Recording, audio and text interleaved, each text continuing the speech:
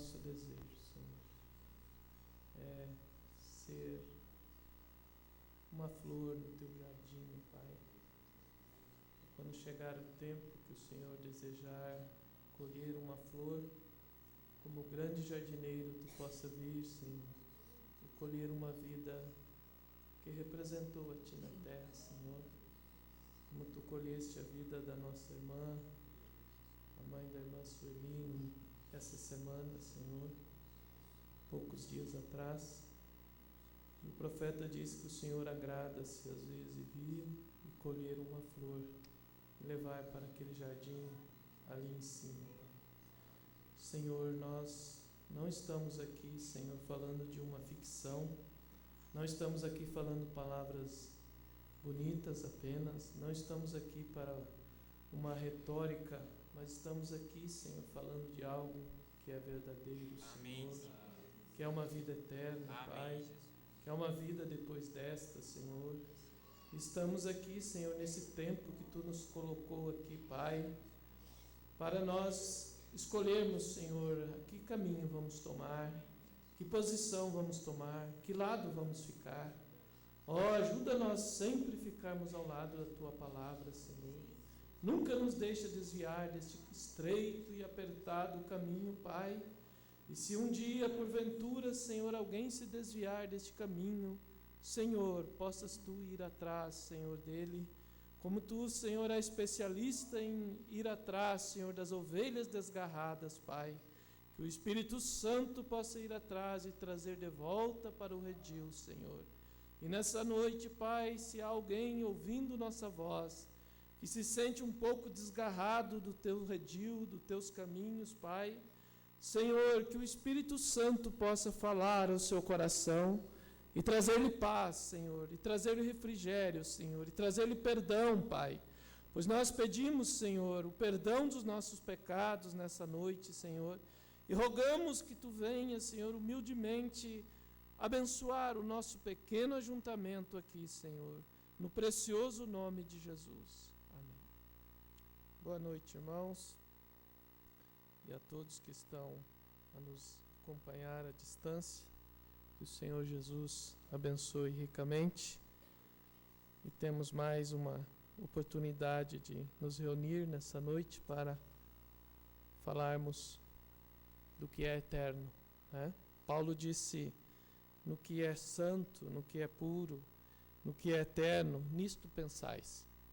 E a única coisa eterna é Jesus Cristo, né? E então é nele que nós queremos pensar nessa noite. A propósito, chegaram 2 novas mensagens da Voz de Deus.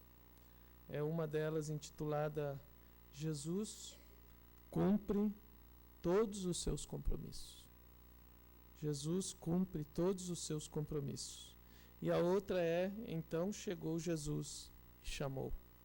E estão disponíveis já, vocês podem levar e lê-la, né? Que essas mensagens não é apenas para levar, mas é para você ler, para você se inteirar do programa de Deus para esse dia, né?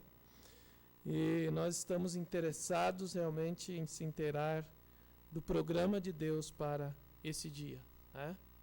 Que o programa de Deus dos dias passados nós conhecemos, mas só isso não nos faria muito bem. Mas conhecer o programa de Deus para a hora, para o dia, para o tempo, então isso é o que nos fará bem realmente. Deus abençoe todos os irmãos que vieram, né? E que o Senhor seja cada um, irmã Elvira, que está ali conosco. Sempre um prazer ter a senhora, seu testemunho de cristã todos esses anos, que Deus lhe abençoe, né? E creio que o resto somos todos de casa, né? Vamos tomar a escritura de São Mateus, capítulo 5. Eu marquei o 11, mas eu gostaria de tomar desde o 1. É muito, muito maravilhosa essa escritura. Eu queria tomar desde o verso 1. O Sermão da Montanha, as Beatitudes. Jesus, vendo a multidão, subiu a um monte e assentou-se.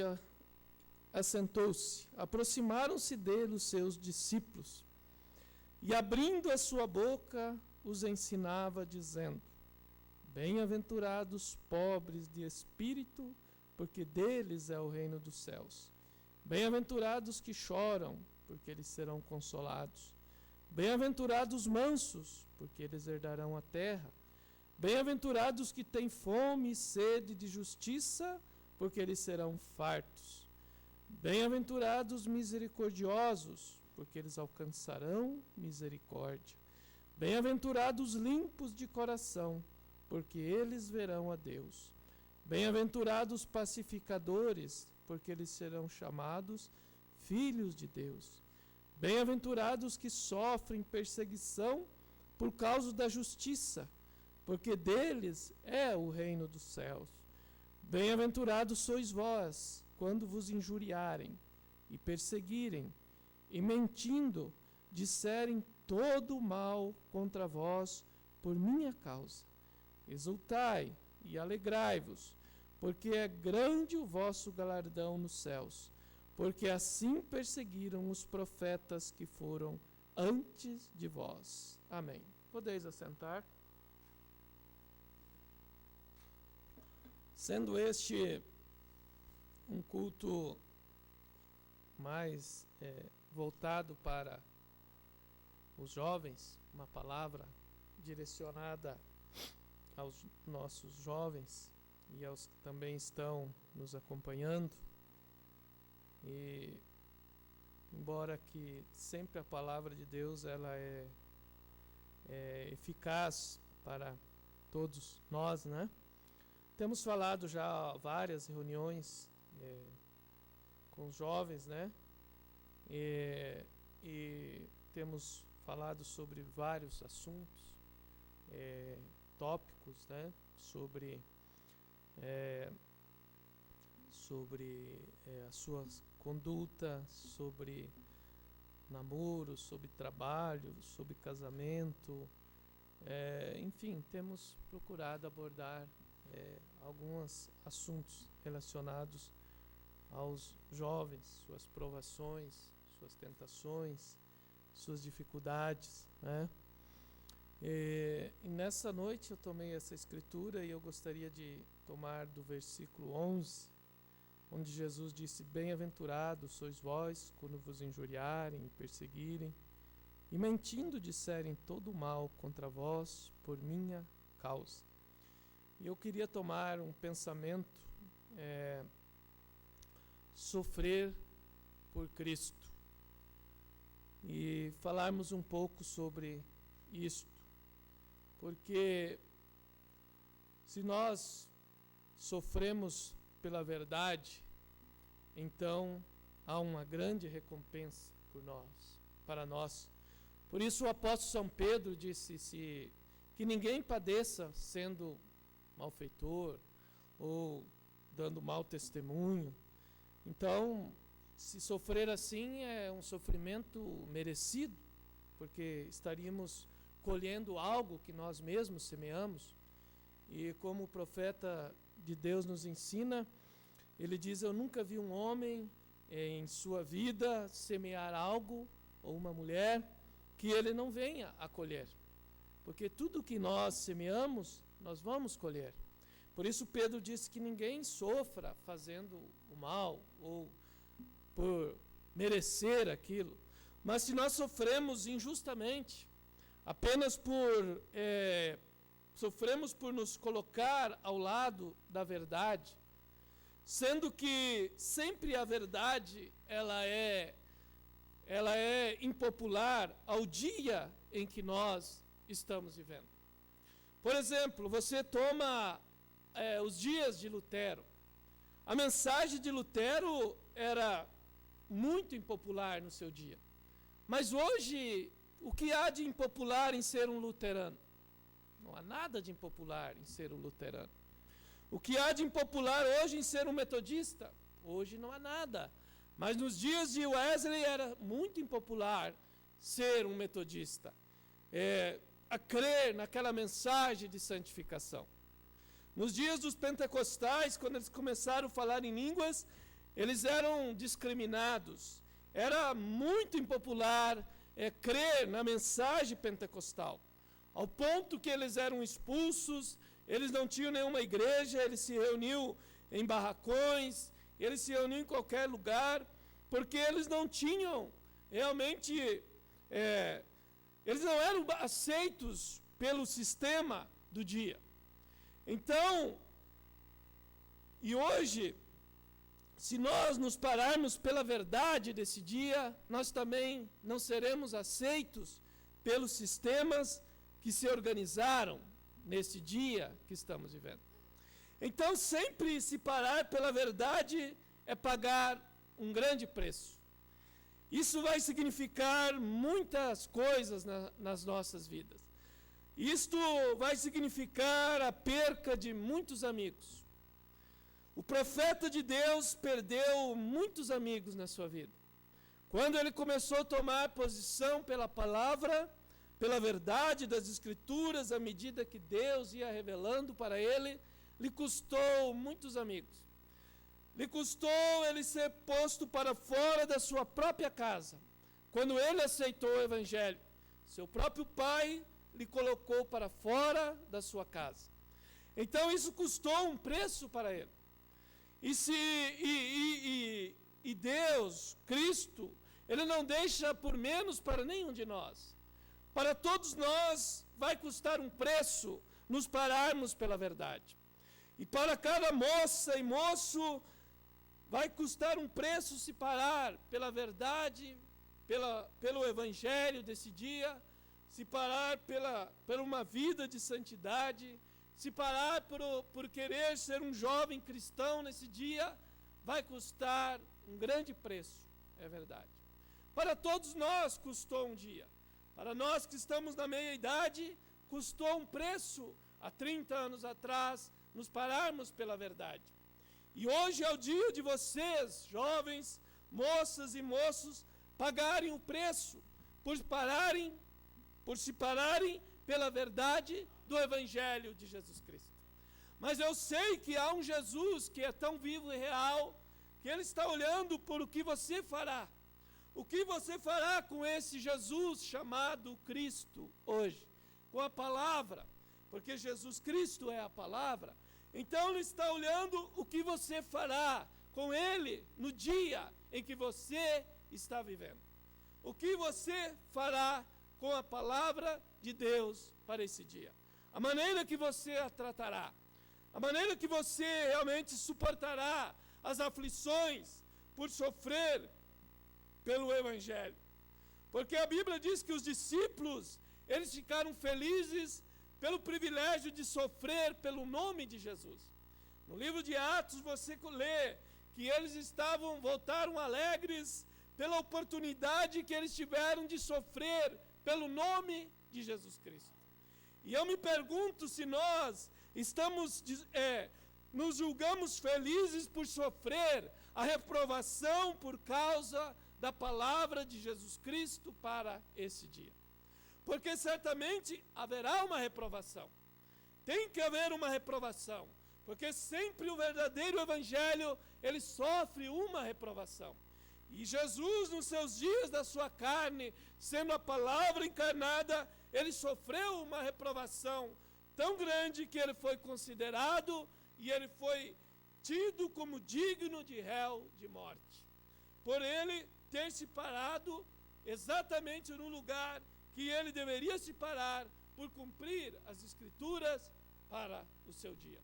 Então, eu me pergunto se nós também não vamos ter que sofrer a reprovação por causa da palavra. Certamente que vamos. Cada um de nós vai ter que sofrer a reprovação por causa da palavra. Mas nós devemos ser felizes em sofrer pela verdade. Então isso deve ser uma revelação no coração de um jovem, no coração de uma moça, de um moço. Essa revelação de que realmente um cristão tem que sofrer pela verdade. Tem que sofrer a reprovação por causa da palavra de Deus. Porque Jesus, Ele conhece todas as nossas aflições. Por isso em Apocalipse 2:9 Ele diz: eu conheço o teu sofrimento. Ele estava falando para a era de Esmirna, e ele estava dizendo, eu conheço o teu sofrimento. Mas ele continua dizendo, mas eu sei que tu és rica, tu és rico. Então ele estava dizendo que ele conhecia o sofrimento deles, mas ele estava consolando a ele, dizendo, mas eu sei que tu és rico. Mas hoje o quadro se inverteu no tempo que estamos vivendo. Quando mesmo Jesus vem e diz, eu sei que tu és pobre, miserável, cego e nu. Então hoje inverteu-se o quadro. Ali havia uma igreja que Jesus conhecia o seu sofrimento, mas disse, vocês são ricos, porque eles se aguardaram a palavra. Mas hoje Jesus diz, vocês são pobres, vocês não têm nada. E ele chega a dizer, eu aconselho que vocês venham a mim e comprem ouro provado pelo fogo. Vocês venham a mim e recebam colírio para que vejam. E recebam vestes brancas para que vocês possam se cobrir. Então, eles estavam pobres, miserável, cego, precisavam de colírio, e nu, e precisavam de vestes. Esta é a condição da era de Laodiceia.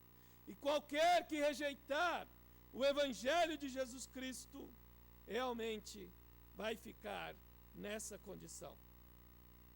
O profeta diz algo aqui que me chocou bastante, e me chamou muita atenção nessa citação que ele diz nessa mensagem.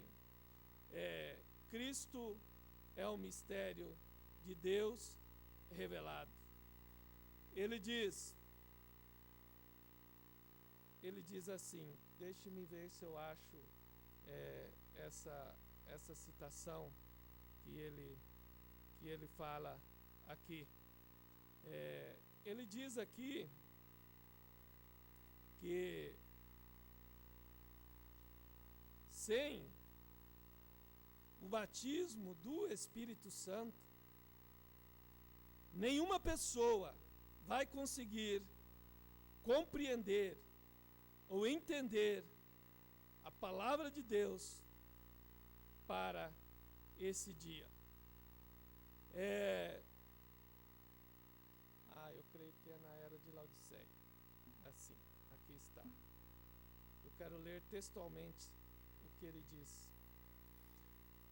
Ele diz, sem o batismo do Espírito Santo, na era de Laodiceia ele diz, você jamais, olha que expressão, sem o batismo do Espírito Santo, você jamais pode ter seus olhos abertos para uma verdadeira revelação espiritual da palavra. Sem o batismo do Espírito Santo, você jamais pode ter seus olhos abertos para uma verdadeira revelação espiritual da palavra. Um homem sem o Espírito Santo está cego para com Deus e sua verdade. Forte essa expressão, não é verdade? Mas é uma expressão do profeta. Sem o batismo do Espírito Santo, nós nunca vamos compreender a palavra de Deus realmente em sua plenitude. Em outras palavras, nós nunca vamos estar em condição de reconhecer a Deus e a sua palavra e o mover dele para o dia que estamos vivendo. Nós poderemos ver alguma coisa, mas ainda assim nós não poderemos ver todo o plano de Deus e sermos parte do plano dele e da noiva dele, preparada e adornada para o arrebatamento. Me chamou muita atenção essa citação. Então, o sofrer pela palavra. Por isso Jesus disse, eu conheço o teu sofrimento. Mas nós sabemos que o sofrimento, ele nos leva a ser misericordiosos. Quando nós realmente sofremos, quando nós passamos por momentos de dificuldade, quando nós realmente sabemos o que é estar perdido e ser achado, quando nós sabemos o que é ser desprezado, quando nós sabemos o que é ser rejeitado, às vezes pelas pessoas pela qual nós mais amamos, nós somos rejeitados, nós somos desprezados, nós somos incompreendidos, nós somos até lançados para fora de nossas próprias casas. E então isso, se nós somos cristãos, isso nos leva não a pagar o mal com o mal. Não, irmão, isso nos leva a ser mais misericordiosos. Porque Jesus disse, bem-aventurados os misericordiosos, porque eles alcançarão misericórdia. Então, isso leva um homem que passa pelo sofrimento, leva o seu caráter a ser aperfeiçoado, leva ele a ser misericordioso, porque um filho de Deus sempre estará com a mão estendida para ajudar alguém, porque ele sabe o que significa ser alcançado, ele sabe o que significa a misericórdia de Deus na sua vida. Por isso, irmão, um homem que tem o Espírito de Deus, ele sempre vai ter uma mão para ajudar alguém que está precisando de ajuda. Ele sempre vai querer estender a sua mão para a misericórdia, para ser misericordioso. Mas o amor de Deus é o que nos leva a sofrer. É somente quando nós amamos a Deus é que nós estamos dispostos a sofrer. Por isso, o que mais nós precisamos é o amor de Deus no nosso coração. E o amor de Deus é Ele mesmo, porque Deus é amor. A essência de Deus é amor. Então, a única maneira de termos o amor de Deus é termos a Ele mesmo. Não é esse amor fraternal. Esse é um amor ainda filho. Não é esse amor de irmão para irmão. Não, o amor de Deus é o amor que está lá na pedra de coroa. Lá em cima está amor. Aquilo ali é Deus. Ele é aquele amor. Ele é o amor divino.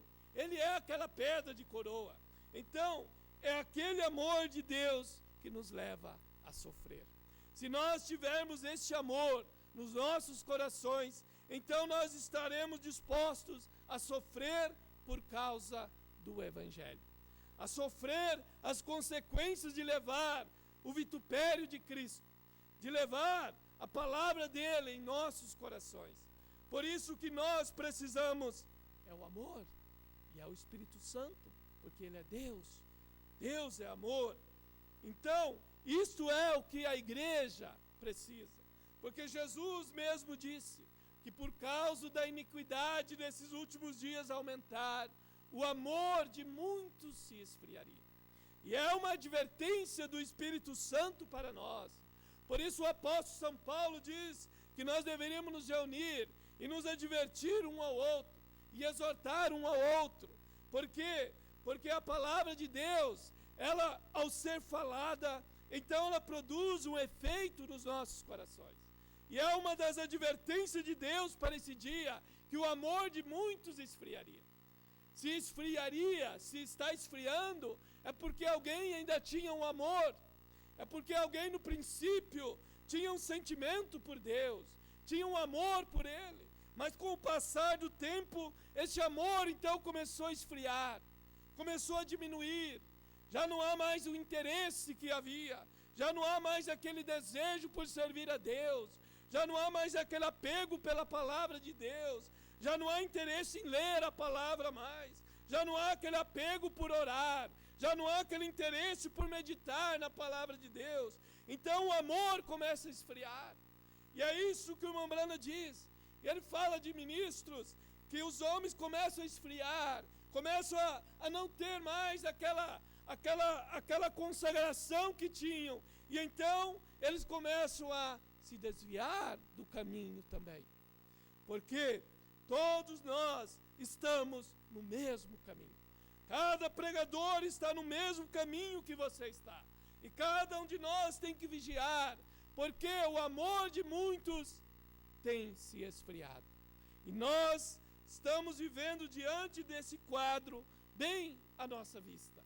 E então, isso deve ser uma advertência para nós, para que nós também não venhamos a deixar esse amor se esfriar.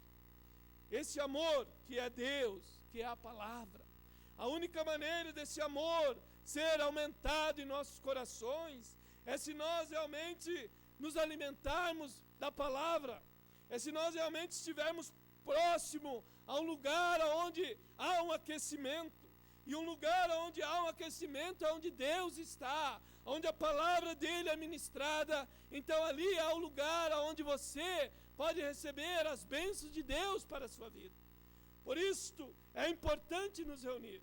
Por isso Paulo disse, não deixando a vossa congregação, como é costume de muitos, mas pelo contrário, nos ajuntando ainda mais quanto mais aquele dia se aproxima. Então, é a importância de nós nos reunirmos. Um dia, um pastor foi visitar um membro da sua igreja que estava afastado há algum tempo, não tinha vindo mais à igreja. E o pastor chegou e ele estava aquentando-se no fogo.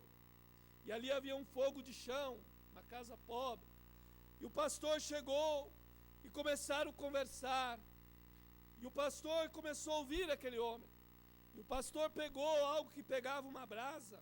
E pegou uma brasa viva, colocou assim no chão, afastado do fogo, e não falou nada. E conversaram. E quando o pastor ia sair para ir, ele pegou aquela brasa e ela estava quase se apagando. E ele pegou e colocou ela novamente no fogo. E simplesmente aquela brasa começou a vermelhar novamente. E ele olhou para aquele irmão e então não falou uma palavra e se foi. E aquele irmão então entendeu a mensagem. Aquela brasa era ele. Ele estava se esfriando porque ele tinha saído do lugar onde o fogo de Deus estava, onde o lugar onde a palavra era ministrada. E então ele entendeu que o que ele tinha que fazer era voltar. E então aquele homem voltou à igreja, voltou à comunhão. Então aquilo foi uma mensagem que ele entendeu qual era o significado daquela mensagem que o pastor estava passando para ele. Por isto, o amor de Deus, como eu disse, ele nos leva a sofrer, porque ele é corretivo. E Deus espera, irmãos, que nós sejamos o povo realmente, que vamos levantá-lo da história e trazer a esse Deus novamente a uma realidade nos dias que nós estamos vivendo. Porque é o dia de levantá-lo da história. Hoje é o dia onde Deus está realmente confiando. E Ele não só está confiando, mas Ele já determinou, Ele já falou. E quando Deus fala, aquilo tem que acontecer. Ele falou que Ele ia ter uma noiva perfeita, e Ele vai ter uma noiva perfeita. Se for meia dúzia, se for 30, se for 100, se for 1000, eu não sei, mas eu sei que Ele vai ter uma noiva, palavra, nesse último dia. Porque ele teve um mensageiro que foi a palavra de Deus encarnada em um homem. Mas agora há uma promessa que será a palavra de Deus encarnada em homens e mulheres nesse dia que nós estamos vivendo. Porque é o dia da Escritura para nós. É o dia de Apocalipse 10, 8 ao 11 para nós. É o dia da noiva profetizar novamente. É o dia dessa palavra, dessa mensagem, se fazer carne em homens e mulheres, em vasos humanos novamente. Porque somente houve um que chegou à perfeição, que foi o mensageiro. Foi o primeiro grão que chegou à perfeição. Mas aquilo era apenas Deus mostrando que através da mensagem daquele homem, que ele tinha pregado, que ele tinha vivido, então aquilo ia produzir mais sementes, que também iam chegar à maturidade novamente. Ia produzir um exército invencível novamente, porque será o exército de Cristo na terra novamente. Será Ele encarnado em homens e mulheres para esse último dia. Isso pode chocar você, mas isso é a verdade. Isto é o assim diz o Senhor. Terá que ser uma noiva palavra novamente. Terá que ser Deus em carne humana novamente. Terá uma noiva que chegará à estatura de um varão perfeito. Serão moços, moças, homens, mulheres, serão todos aqueles que Deus tem chamado e que estão reconhecendo o seu chamado. Porque a coisa triste é Deus chamar o homem e ele não reconhecer o seu chamado. Mas Deus deseja, mas o propósito de Deus nessa era é chamar o homem, é chamar a mulher e fazer com que ela e ele e nós reconheçamos o nosso chamado. Para que Deus te chamou? Deus não te chamou para vir e ser parte de uma igreja apenas. Deus te chamou para vir e chegar a receber o batismo do Espírito Santo. Deus não te chamou para ser batizado em águas apenas. Deus não te chamou para uma vida de santificação apenas. Não, Deus te chamou. Jesus salva e tudo isso.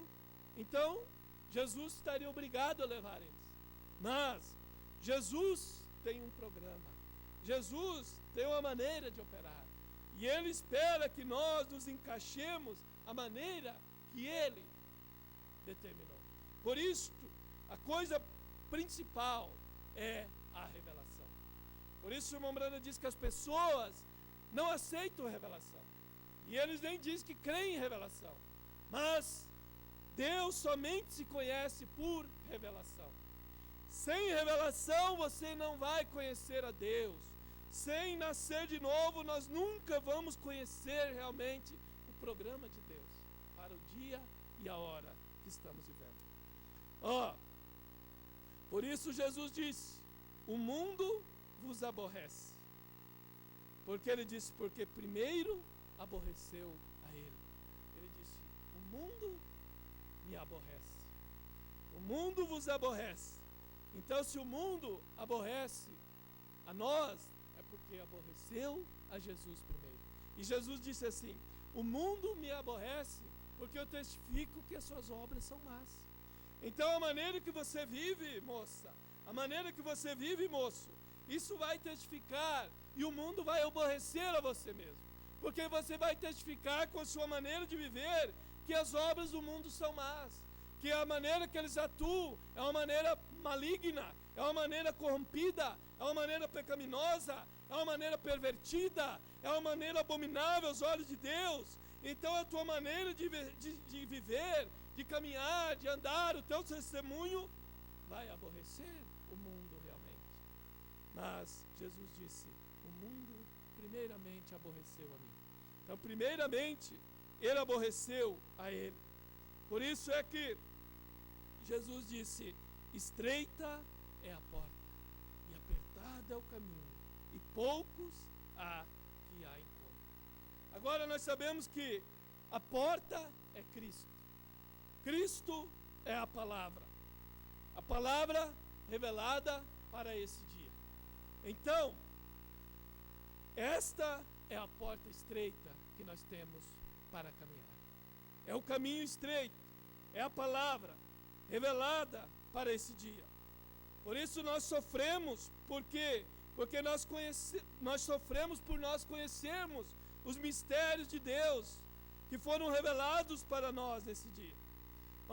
Porque Jesus disse aos seus discípulos um dia, quando ele falava por parábolas para a multidão, e nós vemos que eles não entendiam o que Jesus falava. E Jesus se virou para os discípulos e disse: a eles eu falo por parábolas, mas a vós eu falo diretamente. E Jesus disse: porque a vós vos é dado conhecer os mistérios do reino, e a eles não. Então Jesus, se Ele é o mesmo ontem, hoje, eternamente, como é, então ao mundo não é dado conhecer os mistérios do reino. As denominações não é dado a conhecer os mistérios do reino. Mas se Ele disse: mas a vós vos é dado conhecer os mistérios do reino. E quais são os mistérios do reino? São as revelações, são as mensagens que foram trazidas para nós, com a abertura da palavra para nós. Essas são as revelações, esses são os mistérios. Aqui está, Cristo é o mistério de Deus revelado, mostrando todo o plano de Deus que era Cristo, antes que o mundo existisse. Quando não havia nada, na mente de Deus já havia um propósito. E quando Ele criou o Logos, que foi a primeira coisa criada, e através do Logos Ele começou a falar: haja luz. Aquilo era Cristo em sua forma de luz, em seu corpo teofânico. Aquilo era o mistério de Deus começando a dar-se a conhecer. Aquilo era Deus querendo revelar os seus atributos de Criador ali. Ele estava criando o mundo. Ele era um Criador. E o profeta diz: aquilo era como uma criança brincando diante do pai. Ali estava a luz, a primeira coisa que se desprendeu de Deus, a primeira coisa que foi tangível, que pôde ser vista, que esse Deus que enchia o céu e a terra e todo o espaço. Então, quando ele teve esse primeiro pensamento que foi expresso, o Logos, e se desprendeu, e ali saiu uma luz e começou a dizer: haja luz. E aquilo fez o mundo vir à existência. Então aquilo veio e se fez carne um dia em um homem chamado Jesus. E aquilo então mostrando o mistério de Deus, que era Deus em Cristo primeiro. Através de Cristo ele criou. Por isso a Bíblia diz: ele esteve no mundo, o mundo foi feito por ele, mas o mundo não o conheceu. Mas todos aqueles que o reconheceram e o aceitaram, deu-lhes o poder de ser chamado filho de Deus, a saber, os que creem no seu nome. Então ali estava agora o plano de Deus, vindo para a raça humana. Deus em Cristo. Agora Cristo, que é a unção agora em um homem chamado Jesus. Por isso a Bíblia diz: porque o Espírito do Senhor ungiu a Jesus de Nazaré. Então ele nasceu Jesus, mas quando ele recebeu a plenitude da divindade, então ele foi o Cristo ungido. Quando ele veio e foi batizado, então toda a plenitude da divindade começou a habitar nele. Então ali ele era o ungido, ele era o Cristo. E então aquele Cristo agora se desprende em homens e mulheres no Pentecoste. E então ele vem hoje para habitar, então, em sua noiva agora. Então Cristo é o mistério de Deus revelado. Então vem um profeta e começa a revelar os mistérios para nós. Ele começa a mostrar um futuro lar. Ele começa a mostrar coisas que hão de ser. Ele começa a mostrar o poderoso Deus desvelado diante de vós. Ele começa a mostrar um maior do que Salomão está aqui. Oh, ele começa a pregar: quem dizeis ser este que está aqui? Quem é esse Melquisedeque? O que era isso, irmão? Eram os mistérios que estavam sendo revelados. E é por isso que a noiva vai sofrer hoje. A noiva sofrerá pela a perseguição por causa da palavra, porque a palavra sempre traz perseguição. Então a noiva vai sofrer perseguição por causa da palavra, porque Jesus Cristo é a palavra. Ele é o livro que foi aberto para nós. O irmão Brana diz: ele é esses selos, ele é os mistérios que foram revelados e foram trazidos em forma de sermões. Não era sermão de William Brana, irmão. Era sermão do Filho do Homem. Porque o profeta diz nessa mensagem aqui: o ministério chegou à perfeição nesse dia, quando novamente produziu Jesus Cristo em carne humana, conforme Lucas 17:30. Quando produziu Jesus Cristo em carne humana novamente, em um homem, em um profeta, então o ministério de Jesus Cristo chegou à perfeição.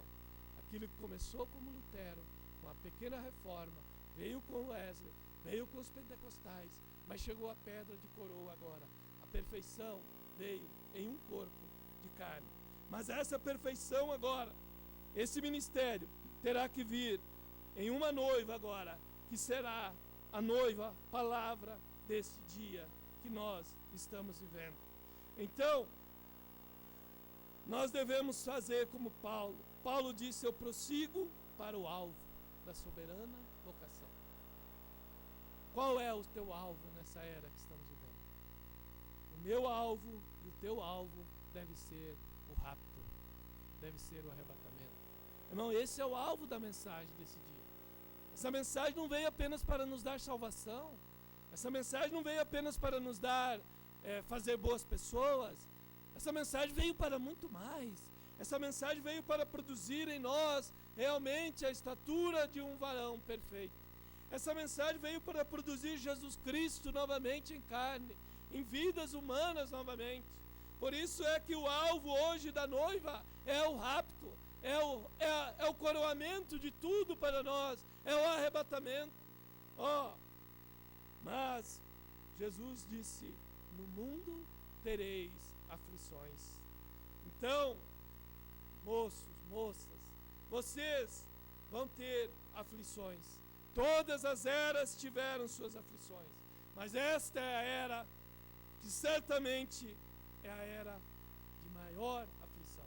Porque se o ministério de Jesus chegou à perfeição e produziu Jesus em uma carne humana novamente, que era o ministério do Filho do Homem, que era era Jesus Cristo em um corpo de carne, revelando os segredos do coração e revelando toda a Bíblia para nós.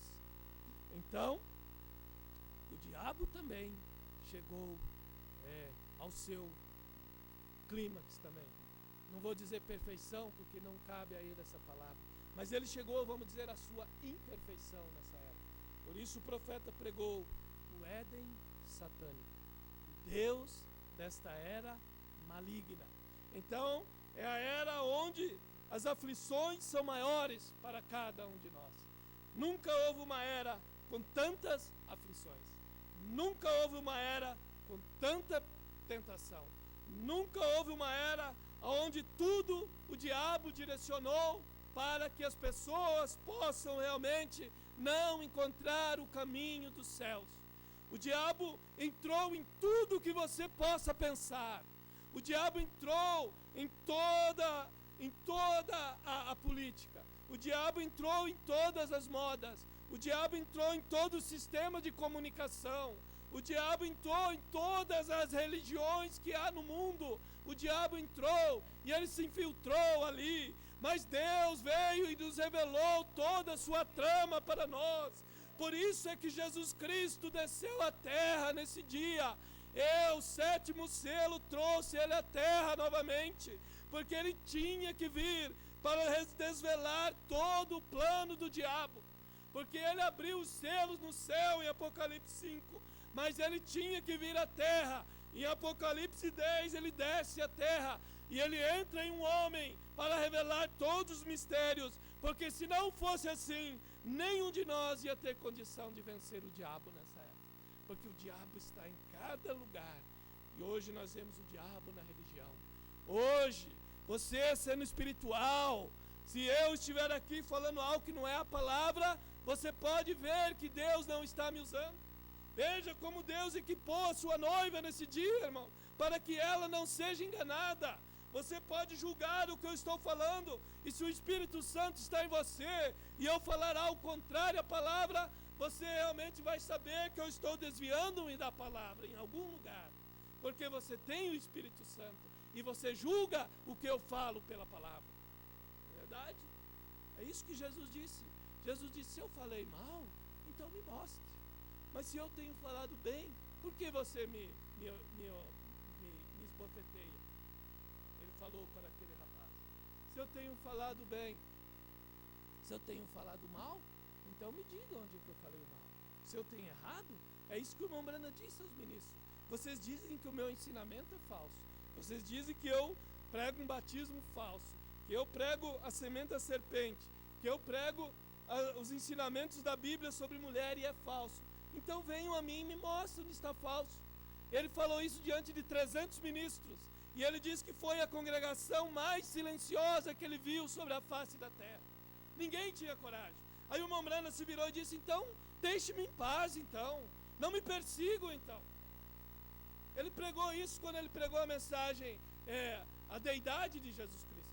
É claro que isso foi cortado da fita e não saiu, mas ele fez esse desafio. E então ele disse, ele disse isso em outras mensagens, ele fala isso.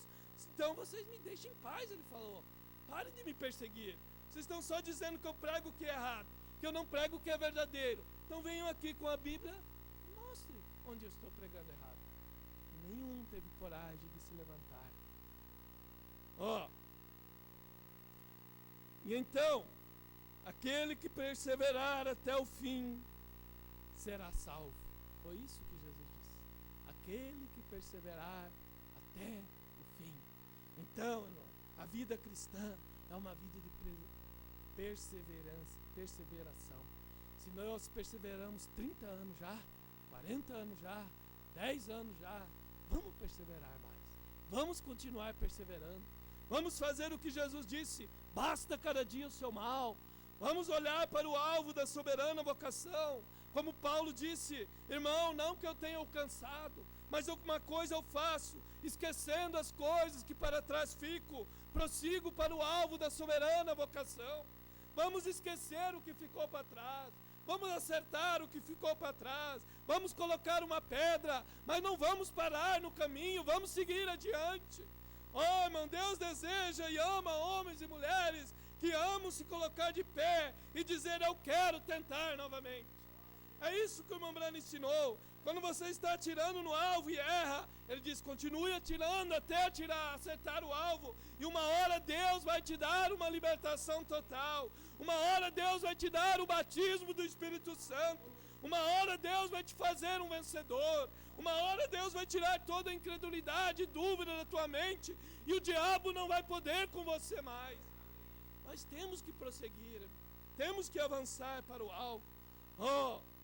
Não podemos nos estribar em nossos próprios entendimentos. Esse é um dos perigos também. E o profeta pregou: não te estribes em teu próprio entendimento. Leve tudo pela palavra e julgue aquilo com a palavra. Somos os herdeiros juntamente com Cristo, o nosso segundo Adão. Não é verdade? Nós somos os herdeiros com ele.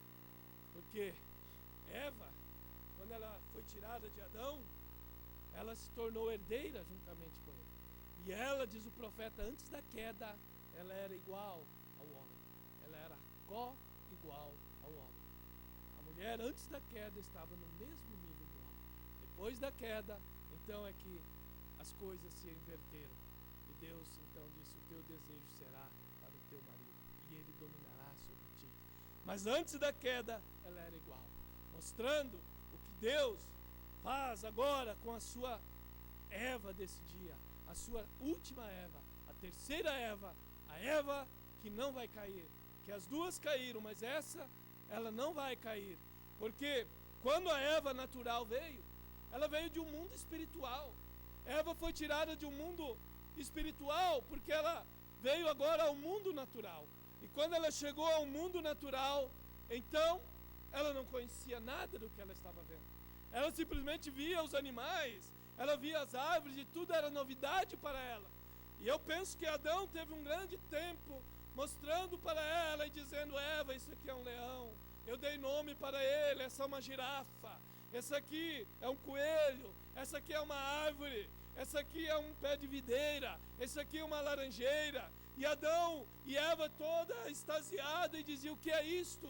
E ele simplesmente tinha todo o tempo, porque ainda era a eternidade.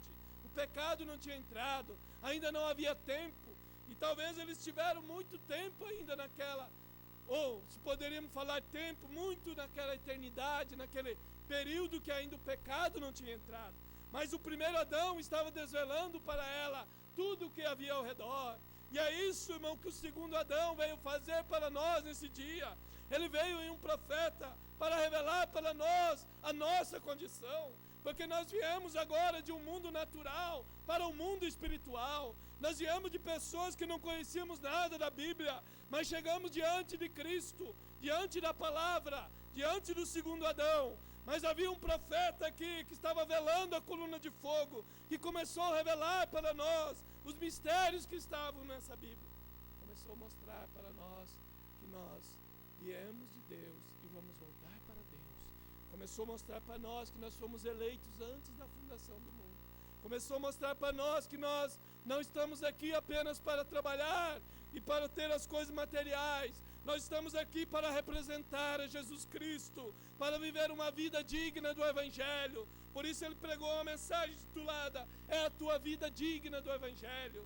Então aqui estava Cristo agora, revelando para nós o mundo espiritual, porque ele estava querendo que nós tivéssemos conhecimento do que é o mundo espiritual. Ele veio nos mostrar o que é o céu, que é uma outra dimensão. Ele veio nos pregar o que é o milênio. Ele veio nos mostrar o futuro lar. Ele veio nos pregar coisas que hão de ser. Ele veio nos pregar o arrebatamento, mostrando como Deus ia vir à terra para preparar uma noiva, para levá-la consigo, para levar a encontrar consigo num desse dia. Irmão, esse era Cristo revelando o seu plano para nós nesse dia, para que pudesse produzir fé em nossos corações. Por isso é que a mensagem foi enviada para produzir fé, para produzir reconhecimento em nossos corações de quem nós realmente somos. Nós somos os herdeiros. Por isso é que o profeta diz, por isso é que a Escritura voltou para nós. Veja, a escritura, o livro aberto voltou para nós. Porque numa escritura, o que diz lá? Terreno tal, pertence a fulano de tal. E ali está a escritura. Esse é o título de propriedade. E é isto que Adão perdeu. Adão perdeu o direito da vida eterna. Adão perdeu o título de propriedade. Ele era um Deus amador. Ele era um que tinha o poder. Mas Jesus Cristo, segundo Adão, resgatou tudo isso de volta. Mas Jesus não resgatou para nós. Jesus não resgatou para ele. Ele resgatou para nós. Ele simplesmente tomou tudo aquilo e ele trouxe a vida eterna de volta para nós novamente. E então, nesse dia, ele veio e trouxe tudo isso para nós, mostrando os direitos que nós temos. Então, a Escritura voltou para nós. E nesse livro, que é o livro revelado, então mostra todo o plano de redenção. Mostra como o plano de Deus era ser um Salvador. Como ele queria vir à terra. Como ele queria ter preeminência. Como ele queria habitar em corações humanos. Para isso é que ele disse, eu vou e volto para vós. Por isso é o objetivo dele ter morrido na cruz. O Espírito Santo se desprendeu. E então ele pôde vir e agora habitar em seres humanos novamente. E então esse é o propósito dele. Por isso o profeta diz, isso mesmo, Cristo a palavra, ele era a palavra, ele é a palavra, e a igreja se torna a palavra, por ele fazê-la uma parte dele, e isto é a palavra novamente, pessoalmente identificada por ele, sua propriedade somente, ela é redimida por ele, através dele e para ele somente, isto é correto. Então, com respeito a que o diabo está uivando, porque isto está sendo revelado. Nós estamos num tempo perigoso. Lembre-se, a Escritura diz, quando essas coisas começarem a acontecer, o tempo não mais é. Ela está desaparecendo. Quando nós vemos a manifestação, terremotos em diversos lugares, você notou os anjos, sinais espantosos no céu, e eles não sabem o que é, eles não têm nenhuma ideia. Você notou os anjos que desceram e investigaram Sodoma, antes que Sodoma fosse destruída? Vocês se lembram disto? Houve um bando deles que desceu, 3 deles, um deles permaneceu com Abraão, vocês se lembram disto? Eles eram luzes do céu, que desceram no juízo investigador, sim, eles eram luzes. A diferença é que eles vieram até um estágio, a terra, e Deus soprou, e aquela luz entrou, e então eles caminharam. É por isso que quando o anjo apareceu, e ele vinha para o irmão Branham, e ele vinha rodopiando como uma luz, e ele se materializava num corpo e falava com ele. E quando Billy Paul viu, como um menino viu aquele anjo, e quando o anjo se foi, então o anjo começou a rodopiar novamente, e se tornou em uma luz novamente, e se foi. Por isso o irmão Branham diz, aquele anjo ali, ele fala, aquele anjo é Cristo. E ele diz, quando ele estava no discernimento, falava, o anjo está aqui, porque ele estava em uma forma de luz. Mas quando ele queria vir falar com o irmão Branham, então o anjo vinha e se materializava, e depois voltava a ser luz novamente, rodopiava. E aqui esses anjos vieram em forma de luz. E o irmão Branham está dizendo desses discos voadores também, que são anjos investigadores. E olha onde todos eles foram encontrados, em volta do Pentágono, e coisas, e eles os encontram. Esse é o juízo do mundo. Sodoma, há um só representado, um com maiúsculo, há um só representado, que será representado entre as igrejas, será o próprio Cristo, vindicando a si mesmo, está vendo? Sim, o próprio Cristo vindicando-se a si mesmo. Amém? É o ministério que chegou à perfeição. Identificado.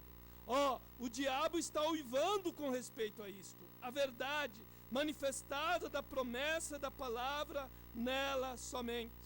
O diabo não pode aceitar isso. Ele não pode crer. Mas há uma noiva que crê na plenitude da palavra de Deus para esse dia. Amém?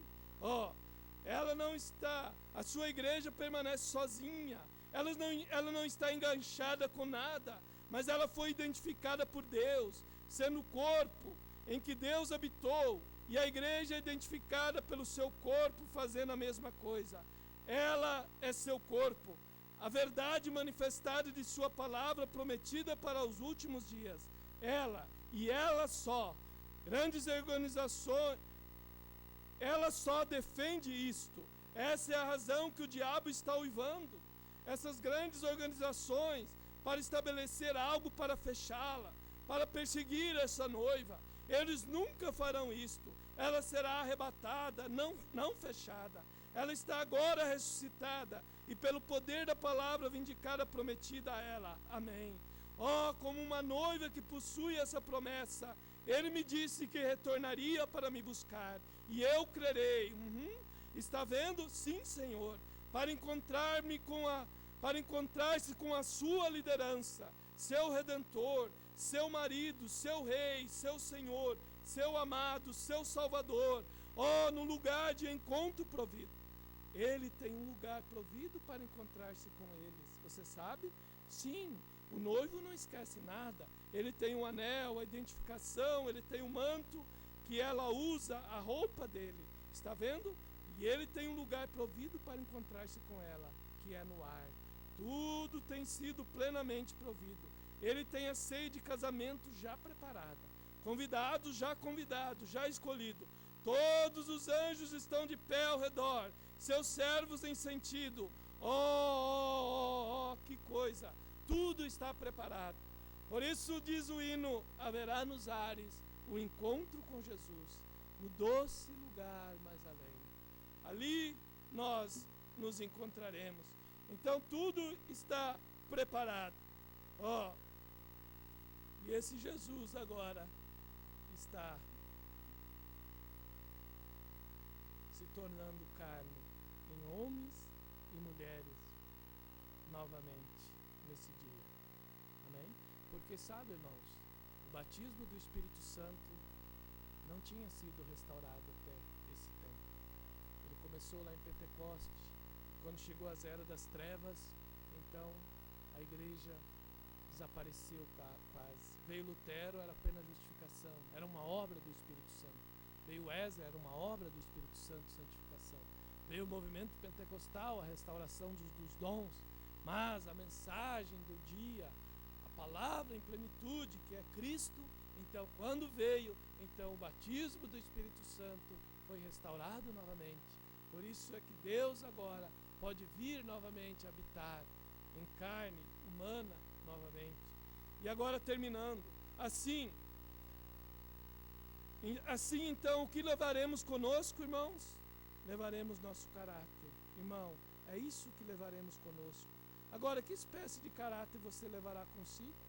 Será que vai ser semelhante ao dele, cujo caráter foi moldado pelo sofrimento na fornalha ardente da aflição? Ou vai ser a debilidade desse povo laodicense sem caráter? Depende de cada um de nós, porque naquele dia, cada qual levará a sua própria carga. Agora, eu disse que a cidade de Laodiceia era uma cidade próspera, e ela cunhava moedas de ouro com inscrições em ambos os lados. Moedas de ouro caracterizaram a era. Existia um comércio florescente por causa disso. E a igreja hoje possui uma riqueza tão fenomenal que a qualquer dado momento pode assumir o comando de todo o sistema mundial de comércio. E realmente um líder no Concílio Mundial de Igreja profetizou abertamente que a igreja, num futuro previsível, deveria, poderia e faria exatamente isto. Porém sua torre áurea de Babel cairá. Somente o ouro provado no fogo permanecerá. Ela vai fazer isso por um tempo realmente. Ela vai ter o domínio. Ela vai ter toda a economia. Ela vai ter um super-homem, um sistema mundial que vai poder socorrer todas as economias que estão entrando nessa quebradeira total. Num desses dias atrás, o próprio Vaticano falou que o mundo precisa de um líder mundial, precisa de um sistema mundial unificado economicamente, tipo um banco mundial, e eles vão ter isso.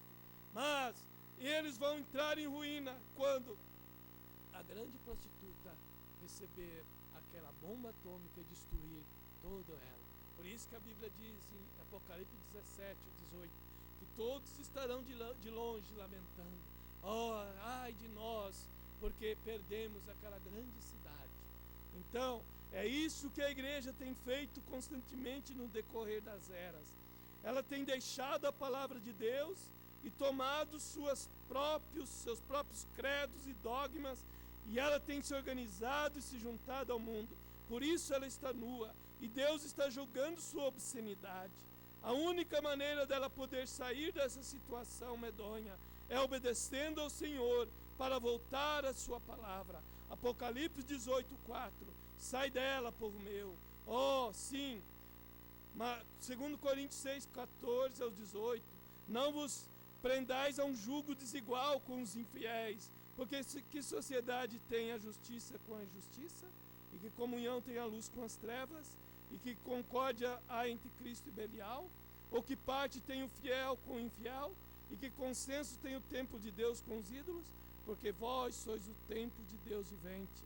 Como disse Deus, nele habitarei, e entre eles andarei, e eu serei o seu Deus, e eles serão o meu povo.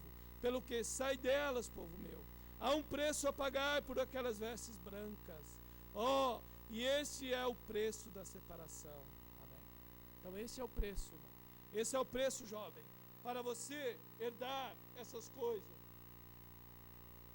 É o preço da separação. Oh, e que unja os teus olhos com colírios para que veja. Oh, e então ele diz que sem o batismo do Espírito Santo você jamais pode ter seus olhos abertos para uma verdadeira revelação espiritual da palavra. Amém? Então que Deus nos ajude, irmãos, a buscar esse Espírito Santo. Jovem, que Deus te ajude a você buscar esse Cristo na tua vida, essa palavra, pagar esse preço para amar a esse Jesus, para obedecer a Ele e para fazer a sua vontade no dia que nós estamos vivendo. Amém? Irmão Josias, vem aqui um pouquinho. Vem aqui.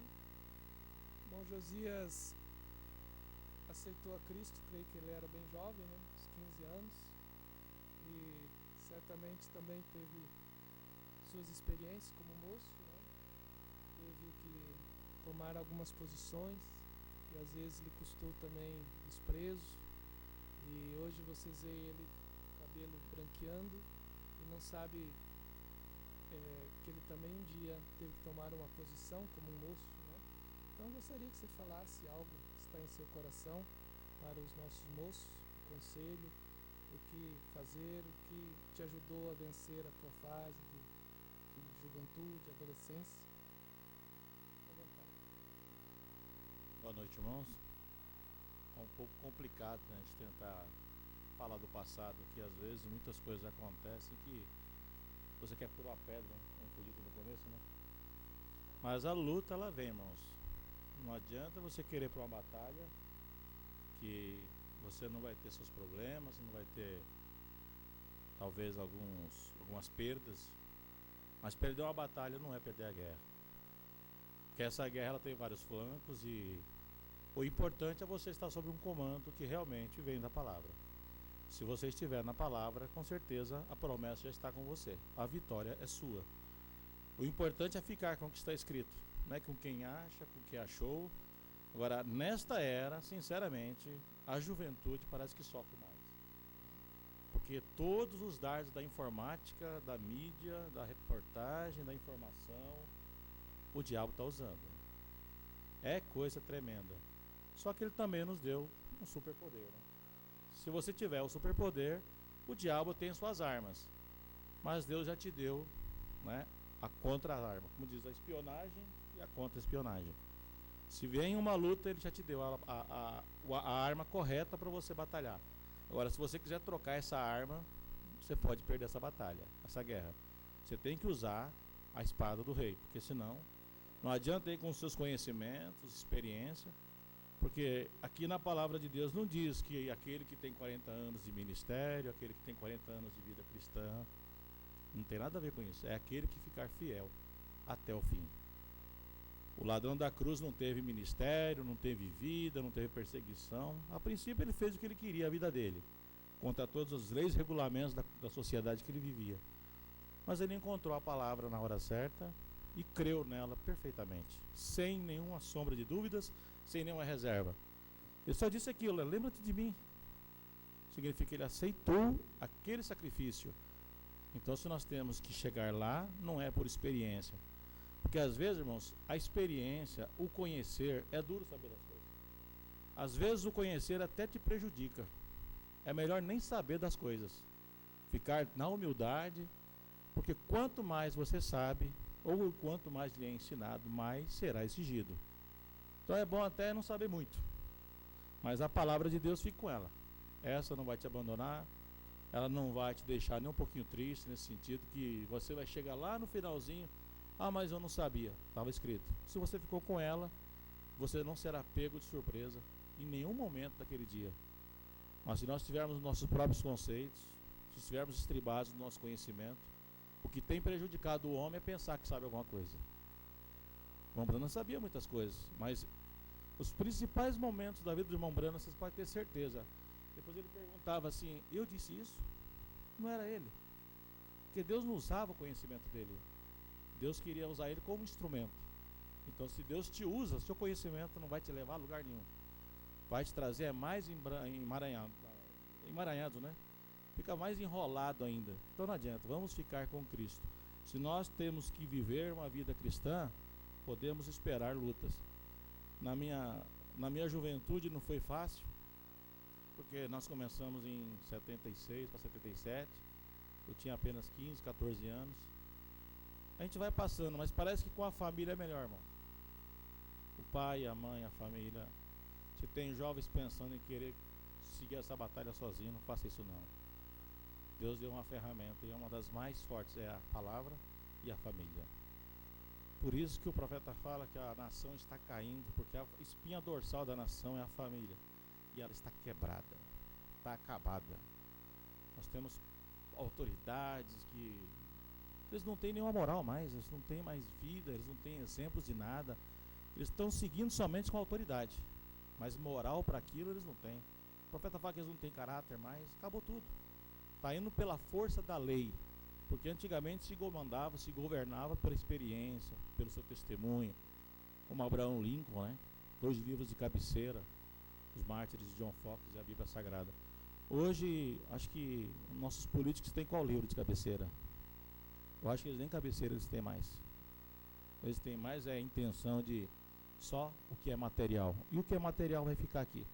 Então eu peço aos jovens que fiquem firmes. Se unam aos seus irmãos em oração, a sua família. Valorize aqueles que têm pai e mãe. Porque é um só. E quando ele faltar, mãe não é substituída, nem pai é substituído. E a palavra também, ela não tem substituição. Ela é a palavra, é única. Se apegue a Deus, se apegue a Cristo, que você chega lá. Deus abençoe, irmãos.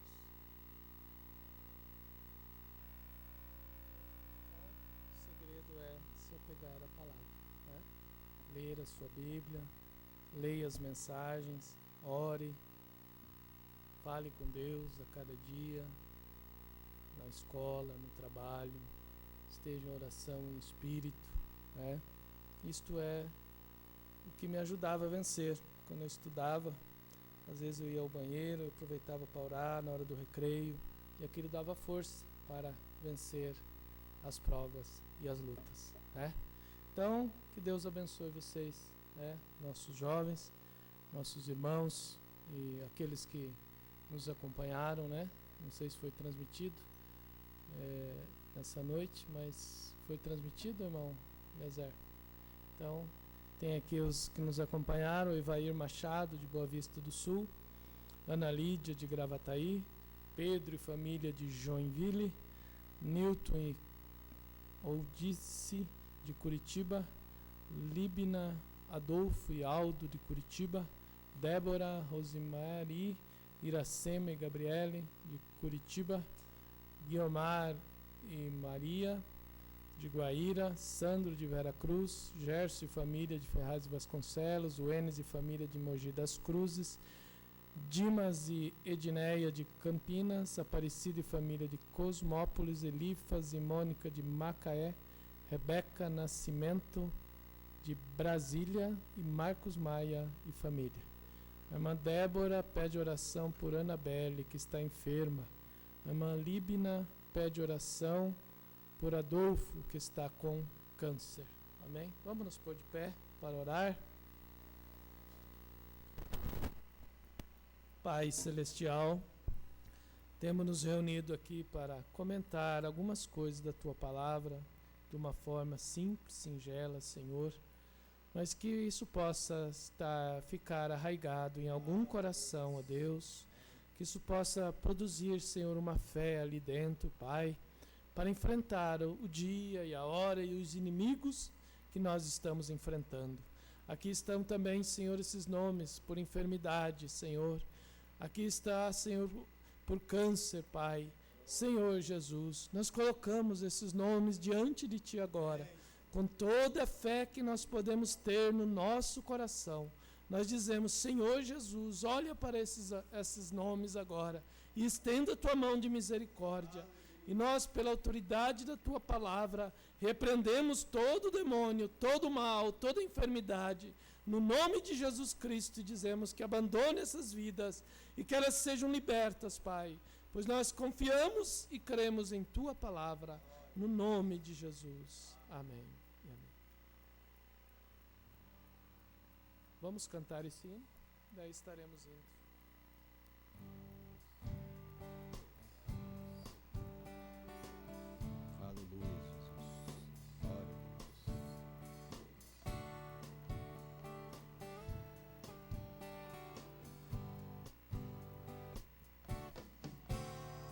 Olhando o passado eu vejo sangue na arena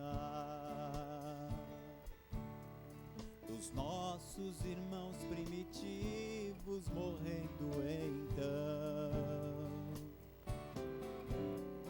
E como se fosse num vídeo eu vejo as cenas dos nossos irmãos devorados por fortes leões. O sangue quente que corria como enxurrada pelo chão era a semente do Evangelho, era sinal de salvação, pois cada alma que partia